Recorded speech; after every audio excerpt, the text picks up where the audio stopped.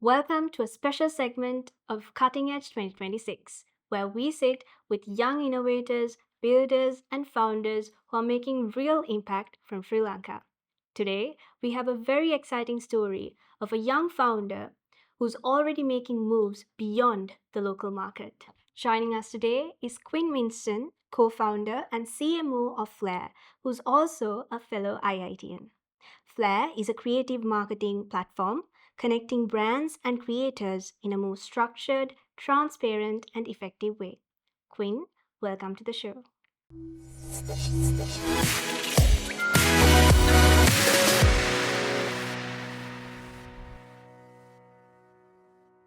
Thank you for that introduction, Tisakya. All right, so let's kick things off with Yeah. where everything began, the start.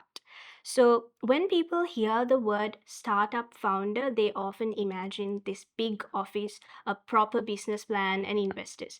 But you guys started off really young. Yeah. So, how did this all start? So it was basically we were like 4 or 5 months into A-levels, and one of my co-founders told me that, Mashang, I have idea. What do you say? Are you guys down to build this?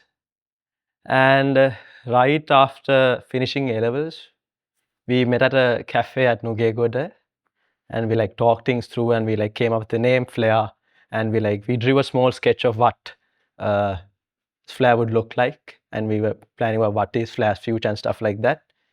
And from that day onwards, it has been growth.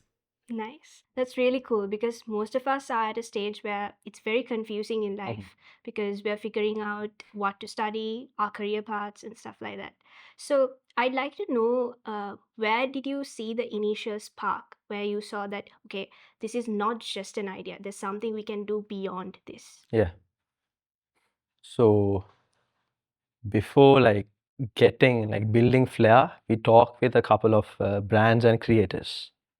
So every time we talked with them, like a couple of problems came up. So everybody was having that problem. So we thought, so this isn't just a random idea. This was like a real market problem. So let's dive into it and build Flair seriously. So let's talk about the problem a little bit. So, like you mentioned, Yeah. you guys spoke with other creators and brands Yeah. and identified that there is a problem. So, what we as viewers see is something very simple. We would see the Yeah. beautiful product, we would just see that a brand would find a creator, get the work done, and we would see the beautiful result. But behind the scenes, things can get really messy, right? True. Things like payments, delivering the result that they want, things like that. So, what were some of these problems that you noticed? So right after talking with brands and creators had the problem of finding the right brands to work with, finding campaigns, and a big issue was that they had delayed payments, and they want a way to structure their whole content creation process. And coming from the brand side, they also had a problem of finding proper creators for their brand who like fit their vibe and niche. And they also wanted a transparent interaction between the brand and the creator. And they also had the problem of structure, a proper, what do you call it, streamlined way to work with creators. So that's the whole gist of it, yeah. Right. So, have you all experienced these problems personally within Flair as well? Personally, we haven't. Like that's why we talk with brands and creators to get the idea and like to see if this is a valid problem to solve. Right. And yeah, from coming from both of the sides, it was a thing that it was a real problem to build and it was worth it. Right. Yeah. So, this might come off as a tricky question. Okay. So, Let's give it a go. yeah. So, was the bigger pain point coming from the brand side or the creator side, or is it both? Okay, that's tough. Okay. So it's both, to be honest, because convincing brands was pretty hard at the initial stage, and even when working with creators, it was pretty hard to convince them because we were young founders. So it was the hard part was convincing them. After that, everything was really smooth. Right. So that's interesting because even though both of them like working for the same campaign, they have Yeah. their own Definitely. goals and Yeah, yeah. frustrations. So that's interesting. So let's talk a bit about Flair. Sure. So if I'm a brand and I want to reach out to a creator, so Mhm. how would Flair help me? Okay, so like rather than the traditional way where you go into multiple platforms and look into a creator, we've streamlined the whole process where from finding creators to making campaigns to working with them and getting the result done and the payment. So everything is streamlined through Flair. So let's just say that you're a brand and you get into Flair and you create your account and all of that. And you want to work, you have a specific campaign in mind and you post it on Flair. So we have created a portfolio, and if you have a specific creative mind that you want to work with, you can invite them, or the creator can apply. Then after that, you guys work in the campaign. The creator does the content, and we've like added a specific thing called a campaign agreement. Right? It's not out there, so any other people who does this doesn't do it. It's unique for us. Where like everything's in a campaign, so everything's more professionalized. So our whole thing was that we want to professionalize creator marketing. Right. That was our main goal. Yeah. That's really interesting because that would really like solve the hassle of like Yeah, manually definitely. Yeah. DMing Yeah. creators and spreadsheets and just That's scattered something the conversations. brands we worked with said that Flair is really simple and easy to work with, and they'll keep on using it. That's great. So from a creator side, Yeah. what value would Flair add? So I could say it's visibility and transparency. Basically what creators love was getting payments on time, obviously. Yes. So that's what we offer I for think they creators. should Yeah, get the definitely, payments on time. definitely, because Yeah. they're doing something really important and Right. it should deserve. Yes, that's actually great because I think y'all are creating a great balance, like Yeah, because y'all are catering to the needs of both the brand yeah, and yeah. the creator itself. All right, so now I'd like to go into this whole topic of becoming a young co-founder because Sure. it's not that prevalent in Sri Lanka. So Yeah, um, that was one of the most interesting parts that I found about Flair because the full co-founding team is very young. yeah, So, but what's happening right now is most people wait for the right time when they get their degree or like when they definitely. earn Yeah. money. So they That was wait a for that. problem we had as well, but we got through it. Right. Yeah. Yes. So what gave you the confidence to get out of that boundary or limit? To be honest, if like the confidence wasn't a thing that we had, we like built it through small steps. So right on the get-go, we like saw Flair as a big thing. We always dreamed big and we want to achieve like big goals. So what we thought was, why wait?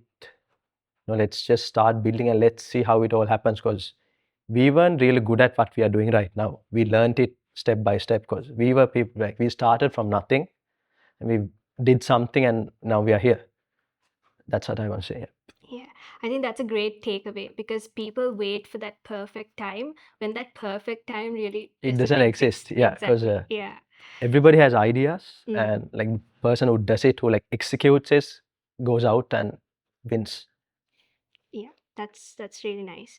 So, since we were talking about the age factor that you guys started off really young, how old were you when you started? All three of us, or my co-founders, we were 20 when we 20. start. Yeah, That's pretty young to start off. true. So, sometimes people would say things like, "Oh, they're just kids. They might be just doing something for fun," True. until you actually execute and Exactly. show them the Yeah, results. yeah. So, I'm pretty sure you must have had such instances, and Most many definitely. people Yeah. can relate to that. So, did people actually take you seriously?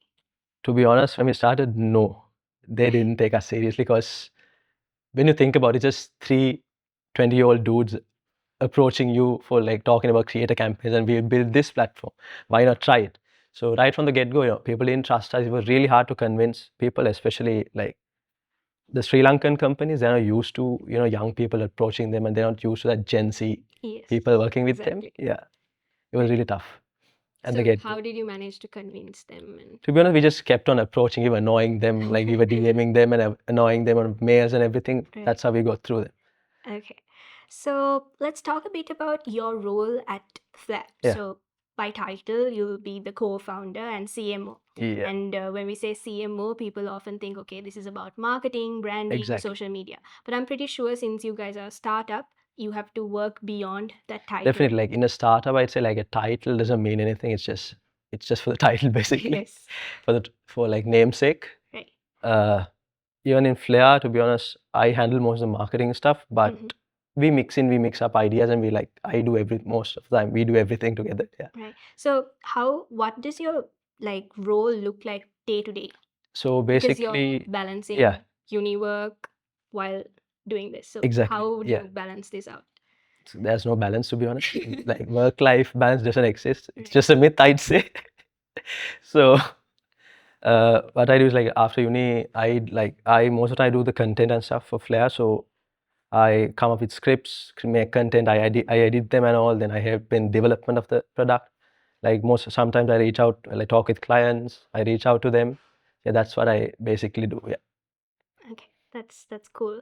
So I think as a young founder, you must have had learning curves, given that you're doing definitely, a definitely. computer science degree as well. Marketing is not that Not, yeah, close with our yeah, degree, so definitely. so there's a learning curve, right? Yeah. So things like brand positioning, growth, partnerships, those are things that you got to like learn on the way. So how did this learning process happen? So right when you started, none of us were like professionals of what we do. We like learned everything, building the product and stuff like that. So marketing, I actually learned it like in the internet. I did a couple of marketing courses and stuff like that. And like even Flair as a product, our whole thing was that we wanted to create a community, not just a brand, where creators can relate to, brands can relate to, and that's what our whole idea was basically. Right. So let's talk a bit about IIT. Sure.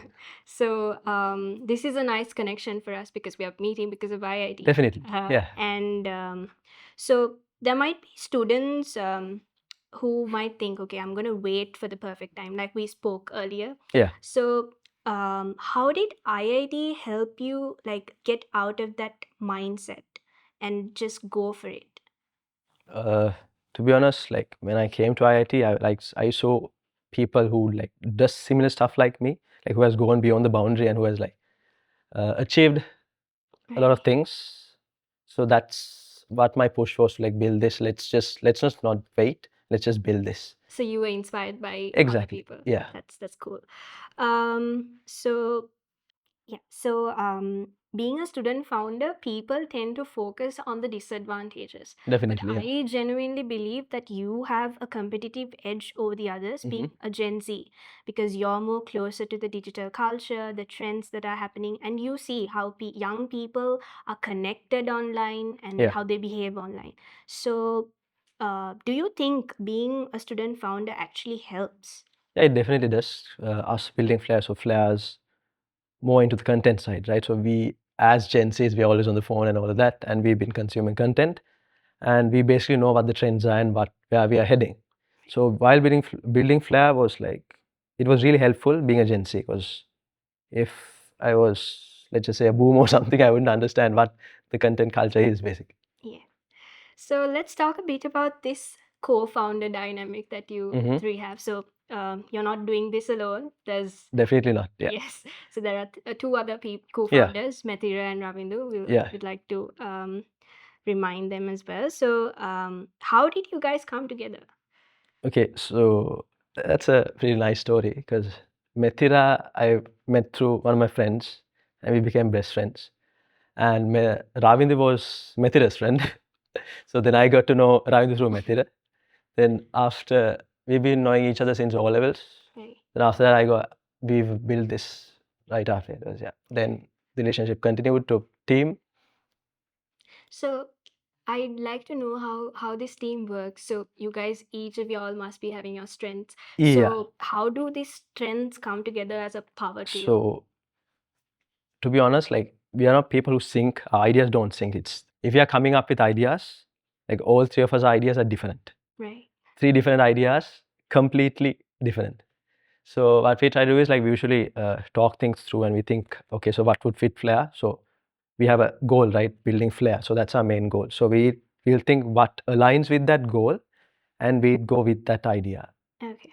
Yeah. So coming up with you just mentioned about the disparity between Yeah. ideas. So let's spill some tea, shall we? Sure, sure.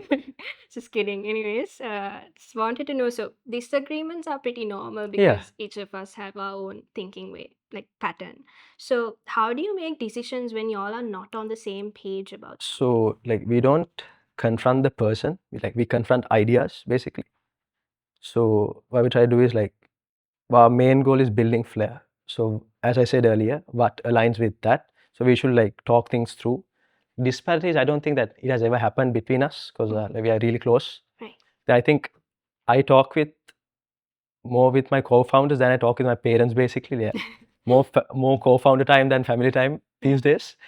Yeah. So They've yeah, become your internal family. basically, yeah, something like that. Yeah. So yeah, so Flair is the goal. So we think what aligns with Flair and we go with that idea. I think it's a great takeaway because you said how it's not the person you're Yeah. disagreeing with, it's the idea. Definitely. So Yeah. it like detaches that personal Exactly. touch to it. Exactly. That's really cool. So um let's talk a bit about the early growth that y'all had and the market response. I think y'all have already gained the attention when working with brands and creators, and y'all have been able to move beyond Lanka. Yeah. That's really nice. So, would you like to talk a bit about this? Did you like actually think that y'all will be able to move beyond Lanka? To be honest, we actually thought that because this isn't a problem that only exists in Sri Lanka, it's a global problem. So we thought we definitely could go beyond borders, and we actually did. So when talking about early traction, I think we got our first brand like what 6 to 7 months in building Flair because we launched early, like before we were ready, because we want to see about how the market would react. And 5 to 7 months in, we got our first brand. Before that, we built a creator portfolio because we have what you call the chicken and egg problem. So we need brands to work with creators and creators to work with brands. Yes. So after that, we got our first brand. Then after that, things just kept coming in. And this year, like we went beyond borders and we got to work with a couple of Australian and UK brands. And yeah, I think we can grow way better. I think y'all y'all do have that potential. So I'd like to know, like, did y'all change your way of pitching, or like, I think when working with Sri Lankan people and when working with foreigners, I Yeah. think it's a little different in the international market. So did y'all like differentiate your way of working? Yeah, true. Because from what I've seen, like no hate, it's pretty hard to convince Sri Lankan brands than international brands. Like international brands are like pretty into working with new tech, like innovative tech. They're pretty into it and they want to try different things. But like the Sri Lankan brands or like the Sri Lankan market is not used to it, to be honest. There are only a couple of brands who are willing to try new things. So from that, it's pretty hard to convince Sri Lankan people. I think we're like coming out of that. We're at a stage. Yeah, where we are. trying Yeah, to we are come out of exactly it. at a stage we are trying to come out of it. Yeah, I've seen that. Yeah. Yeah, I mean, not everyone, but I think people are now trying to get out of that. Yeah. So let's be honest, the startup stories that we see online, it would look very fancy and very Yeah, true. motivating. But Yeah. behind the scenes, you all know how tough it is. Yeah, it's So, utter chaos. Yeah, it's yeah. pure chaos. Yeah. So, what are some of the hardest moments you all have had so far? I think the first like challenge we faced was launching early. It was a pretty tough decision. Like if me and Ravinder would have done it, we definitely would have launched. Like we are perfectionists. It was Mehter who pushed the button to say launch, let's launch early and let's see what happens. Yeah, that was one of the hardest decisions. And other one was when we were looking into investments. So we had a plan of looking into investments and giving equity for money. And after that, we thought that why let's not do it. Let's keep our equity and let's try to run Flair through our own revenue. Right. So, was there ever a moment where you all questioned yourself? I think a lot of startups in Sri Lanka, the percentage failure rate is very high. Yeah. I'm not Yeah, talking it's about Flair, about in the whole globe. Yeah. generally it's I think it's around like 80 to 90% of exactly. startups fail. Yeah. Yeah. So I'm sure you must have had a little self doubt. about Yeah, the brand. yeah. So, how did you all overcome the doubt that you all had? To be honest, it was like having a good team helped. For me, for us, it was the team, because every time somebody was down or we were like pretty down bad, we'd you know motivate each other, because what our main goal was like building Flair, and Flair is our main goal. So we were like, let's just build it and let's see what happens. Let's not give up and let's see what happens. And one thing we did was like right after launching Flair, we talked with market leaders who build brands like this, who build technologies like this. So talking with those kind of people and talking that connections helped us as well. So every time we had doubts, we'd reach out to them and we'll tell, we have a doubt like this. So what would you do if you were in our situation? So that was a big thing. I think that's great because asking for help is Yeah. something that we should not be ashamed of. Or Yeah, because should- something that I've seen in Sri Lanka is that most young people or anybody, they don't like talking to people. They don't like go out reaching to people. yeah, and pointing out the weakness. That Exactly. Yeah, yeah. That's I've noticed that as well. So it's great that you guys are like reaching out to other creators. I think that must have been really helpful for you. Definitely. It has, it has. Yes. So we spoke a lot about young founders, Yeah. right? So I think there are a lot of people out there who are waiting with ideas, but they don't make that move because they're waiting for the perfect time and True. they wait for the money. Or I think as university students, we wait till we graduate. We think we can't balance the exams and work.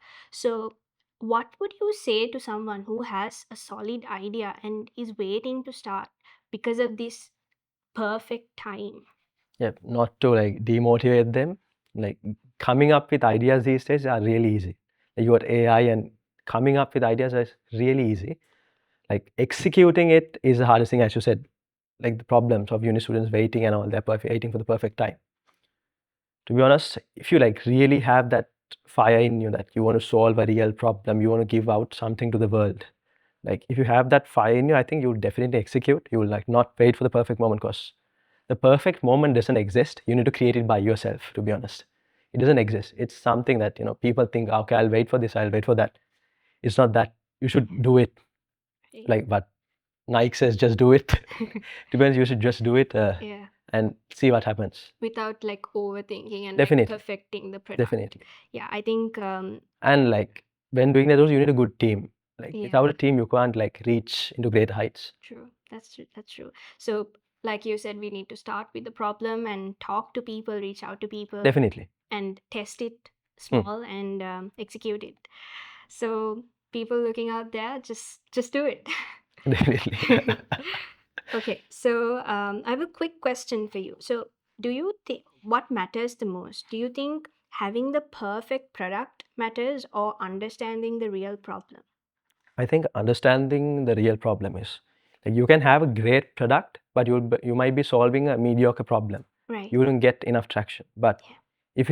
if you're solving a great problem but a mediocre product in the early stage, I think you can reach great heights. So the problem matters more than the product.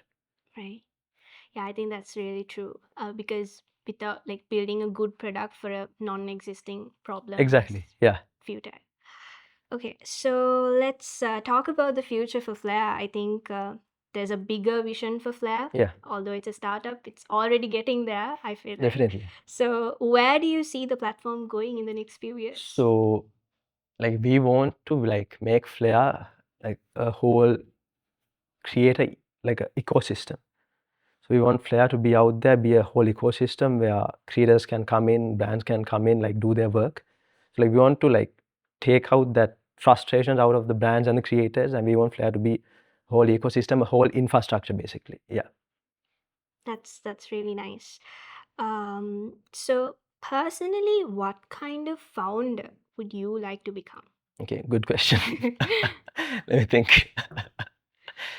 So I'd say like I want to be a founder who's like creative, who wants to solve real problems, like who wants to give out something to the world rather than like fulfilling my own pleasures. Yeah, that's what I think. A founder who's creative, who wants to solve problems. Yeah. And wants to give out something to the world. Yeah. Yeah, I think that's a good takeaway for all of us because it's not always about what you get, but what Exactly. you give. Exactly. Right. Because So if you give something right, you'll definitely get it back. that's really true. So I think Quinn, this was genuinely a really nice conversation that I have with you. I think what stands out with Flair, it's not just a stand-up story. It's a story where you've started as a student. So Yeah. that's really inspiring for all of us. So anything that you'd like to add? Okay, sure. So like building like Flair has like basically rewired my whole life. It has like changed the way I think and all of that. So if there are founders or students who are watching this, what I want to say is that don't take no for an answer. Like, don't take no. Definitely build. If you have an idea, execute it right away because the world isn't waiting for you. Time's running out. Please build it. Yeah, that's what I want to say. Quinn, thank you so much for Thank joining you very us. much. Wishing you, Ravindu, Metira, and the whole Flair team all the very best. Thank you. And that's the kind of energy we're bringing into Cutting Edge 2026. Young founders, real stories, and ideas built beyond every known boundary. I'll see you there.